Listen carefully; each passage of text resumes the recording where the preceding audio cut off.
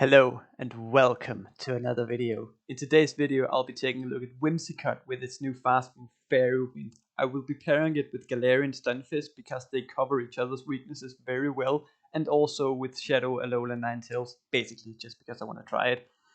Just want to put out a warning, these two fairy types hit so hard with their nukes, so just prepare yourself for some absolutely delicious booms.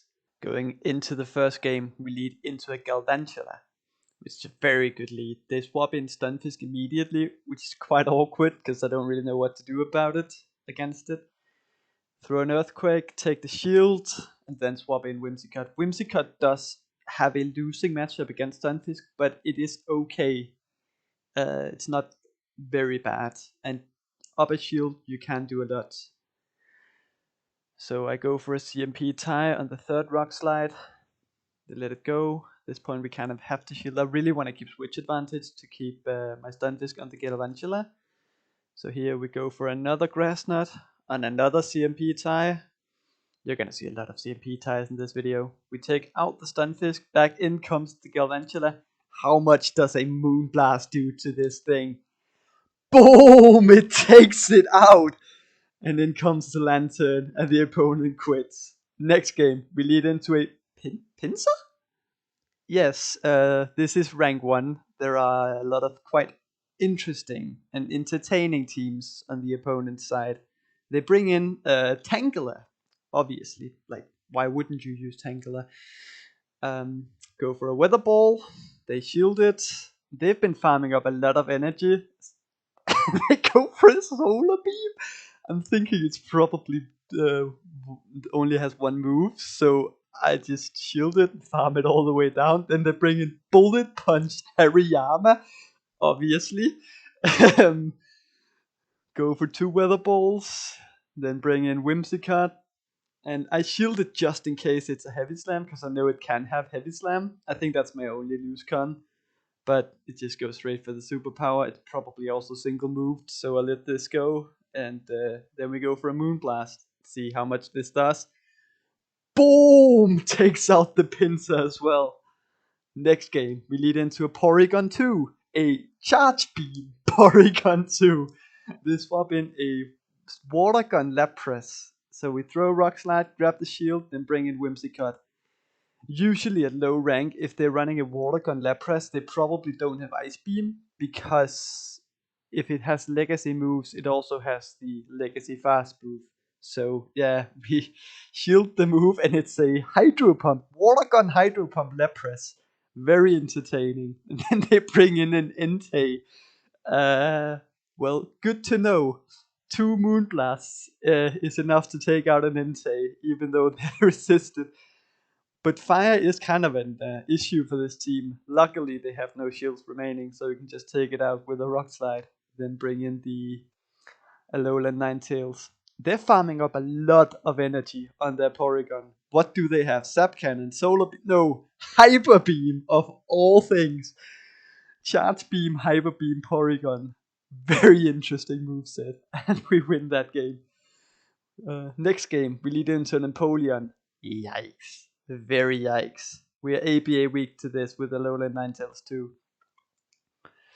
We have to shield, and I go for the bait. Do they call it? Do they shield it?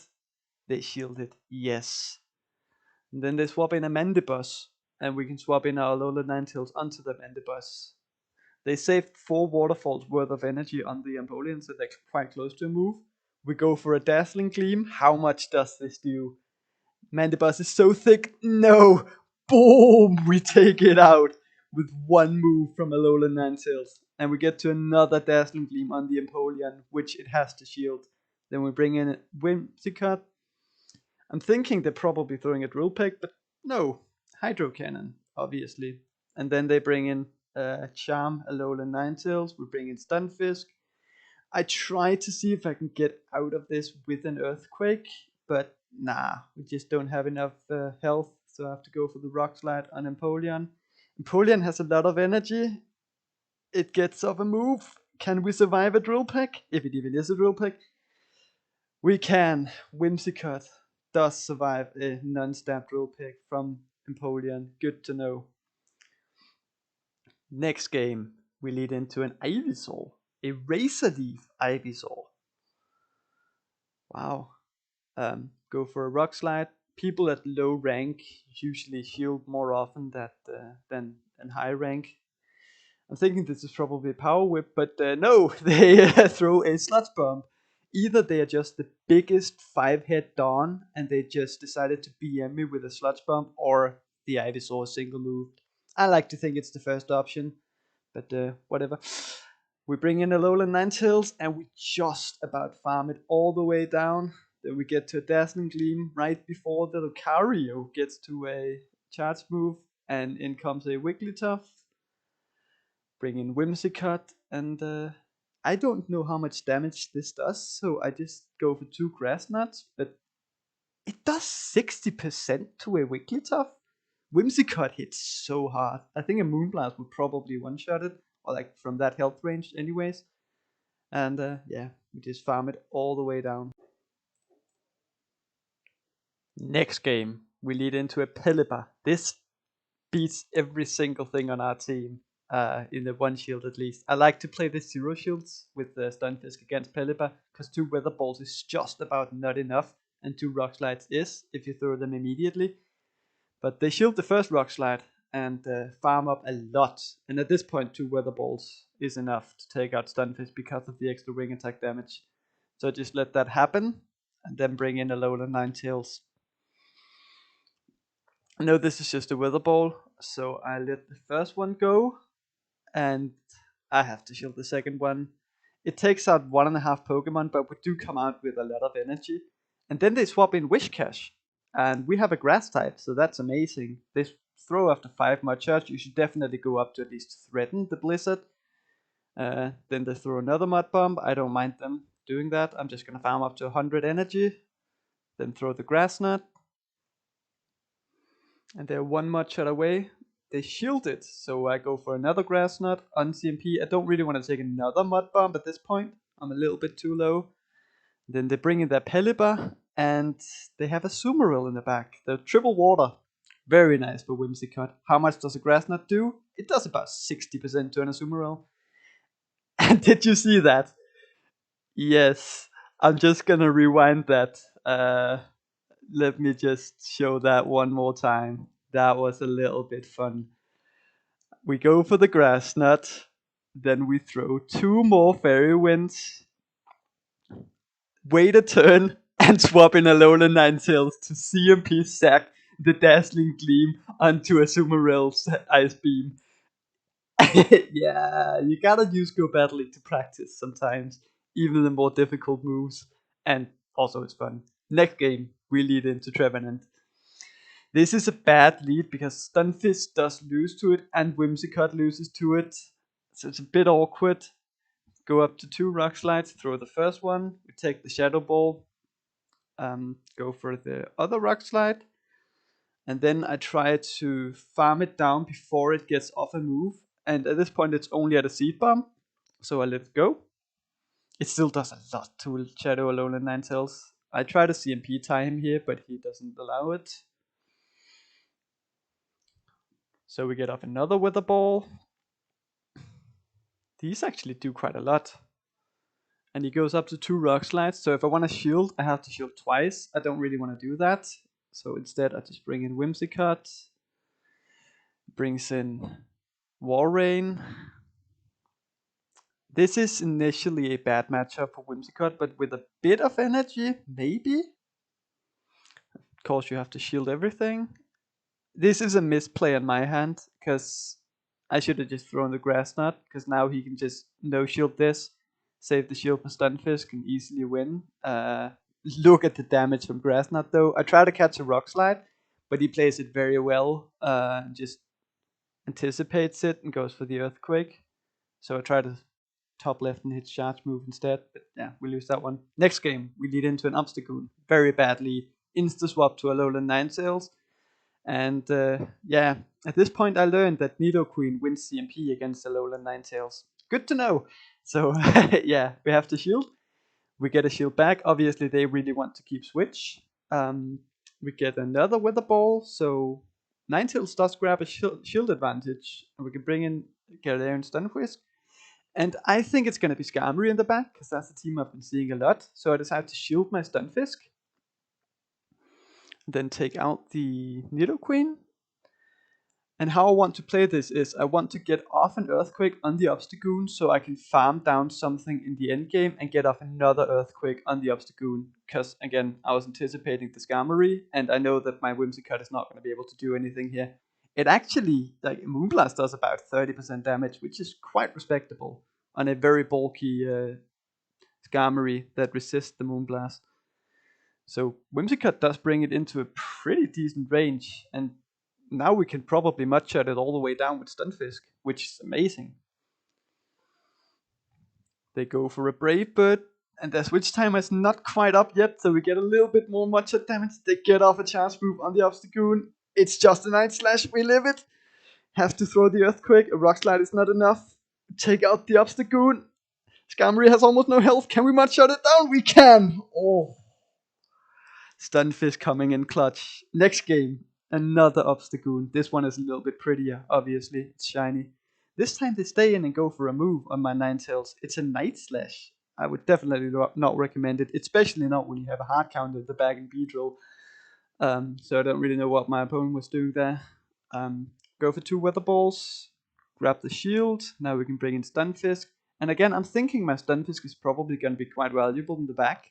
So I decided to shield the first move, because obviously they're not going to bait. Like, who baits the first move? But they do. Unless they just don't have to roll run, because they go straight for another excess afterwards. Yeah, I think they might be single moved. So again, same game plan. Go for an Earthquake, and try and farm something down in the end game to get another one off. But this time they shield. And we bring in Whimsicott. Again, they stay in to throw a Night Slash, which I would definitely not recommend. And then they bring in Altaria. They are completely core broken by Whimsicott. Look at this damage. Boom! And they quit the game. Next game, we lead into a Galarian Weezing. I know they're probably gonna overheat and dip, but I don't want to go down a shield because I have to win switch. And if they dip after this, it might be difficult to win switch a shield down. So I want to save my shield for this matchup, although it is an Azumarill, so I'm probably gonna win it anyways. Whimsicott can survive an Ice Beam quite comfortably, but this one is not running Ice Beam, so that means I can farm up a little bit more.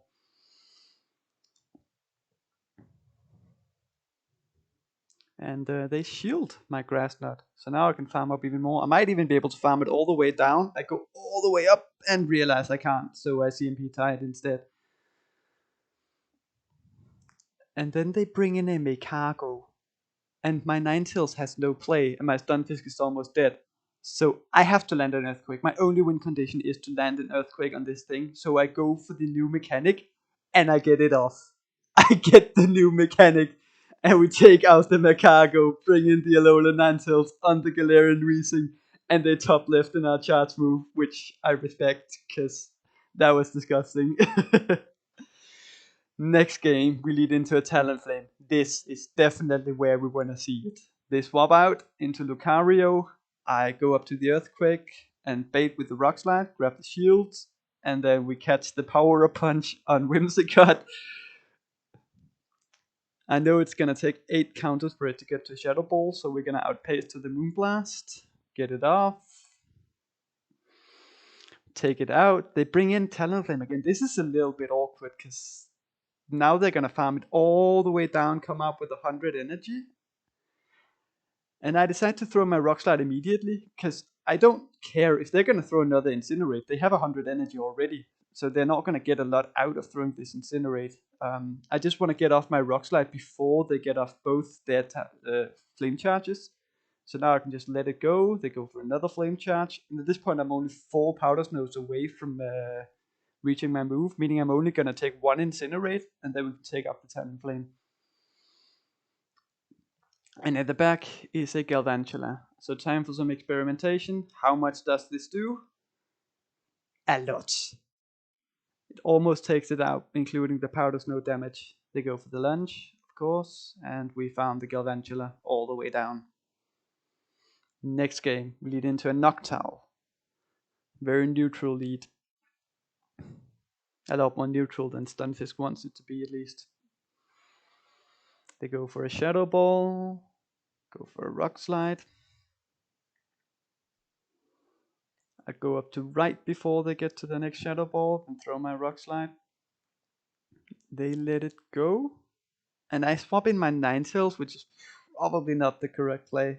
They often have a Lantern in the back with Noctowl. So yeah, I probably should have just gone for switch advantage. But at this point I can get my Whimsicot in on a switch lock Lantern, which is very valuable. They go for the correct play here in the Thunderbolt. It is more energy efficient, just about. And of course, I'm never gonna shield a move from Lantern. Go for a Grass Knot. It's not quite enough. And I catch a Thunderbolt on my Galarian Stunfisk. Nasty. And then they bring in Trevenant. I go for a Rock Slide right before they get to the Seed Bump. And at this point I realize that they're just gonna try and farm me all the way down. So I go for the Earthquake, which does more damage if you're only gonna get off one move. And I decide not to bait, which might come back to haunt me, because they shielded. And I know they're gonna bait me, but I have to shield, because Seed Bump plus Shadow Ball, Shadow Claws is gonna do so much. And they get to a third Seed Bump on CMP. Yikes. Get off the Moonblast. How much health does that Noctowl have? Enough. It takes us out. If I had baited, I would have won. But tough call to make. Next game, we lead into another core breaker in Azumarill. Alola Ninetales really doesn't want to see it. Galarian Stunfisk actually has an okay matchup here. More okay than you would think. Do they have Hydro Pump? I shield? They do. And that is a lot of energy to shield. That actually makes this matchup a lot better for Galarian Stunfisk. They shield, and we catch a Hydro Pump on the Whimsicot. Or is it a Hydro Pump? It is. Awesome. And they bring in Trevenant. And because we got in that one Fairy Wind, we're going to outpace to a Moonblast. So they go for the Seed Bump instead of the Shadow Ball. Then we go for the Moonblast and 1 HP. Do they shield it? They do. They get to a move on a Alola Ninetales. It's a Shadow Ball. We shield it. Go for the Weather Ball right before they get to another move. Take them out. And in the back they have Stunfisk. So I swap in my own Stunfisk. The Azumarill is dry, so I want to leave it in farm range so I can get to another Earthquake afterwards. And we farm it down. And we get to an Earthquake. But the Stunfisk still has a lot of health. And it's a very good IV Stunfisk. So it lives it quite not comfortably, but it still has some health. I'm not going to get to another Earthquake, so go for the Rock Slide. This is going to be close. It comes out with a move. I don't throw my Weather Ball for some reason. Can we live it? Yes, we can. Easy game. Never in doubt, as they say. Next game, we lead into a Galarian Stunfisk. And we have to stay in here. I hate this mirror match so much. I go for the bait. I know I often lose CMP in this match. So I kind of have to make a call. And yeah, it was the bait at this time. And they decide to shield it, which is awesome. And then they bring in Whimsicot. And I'm thinking, I can probably live this. Boom! That was a bad decision on my hand. Should not have let that go. Now they shield the Whimsicot and they farm me down. I bring back in Stunfisk. We CMP tie. This is not what I want to shield, because they are almost at an Earthquake in the back, which is what I want to shield. The Rock Slide puts it in perfect Mudshot range. Very lucky. We wait, and it's the Stunfisk that comes in. Throw the Earthquake. Take out the Stunfisk. And it's a Jump Pluff. Get off the Rock Slide. And I'm thinking this is probably a safe shield. And at this point, because it's a bait, they're 4 away from their next acrobatics. So I decide to go for the CMP tie. Because at this point, if they take out my Whimsicott, I'm gonna outpace to a Rock Slide on my Stunfisk. And if so they basically have to undercharge it perfectly when I CMP tie them. So very clutch play, I would say. And we take it out with the Galarian Stunfisk. That was the last battle for today. I do think Fairy Wind is definitely an upgrade for Whimsicott because it makes it more flexible. I do, however, think it is still a little bit too frail, and there are still a few too many hard counters to it in the Open Great League for it to be properly viable. I do, however, think that it might be very good in a special meta at some point because of its unique coverage in terms of beating Dragon, Fighting, Dark, and Water quite comfortably. If you want to watch a showcase of an Open Great League team that kept me in the top 100 in the world for several weeks last season, I would suggest clicking on this video right here. Other than that, I just want to thank you for watching, and I hope to see you next time.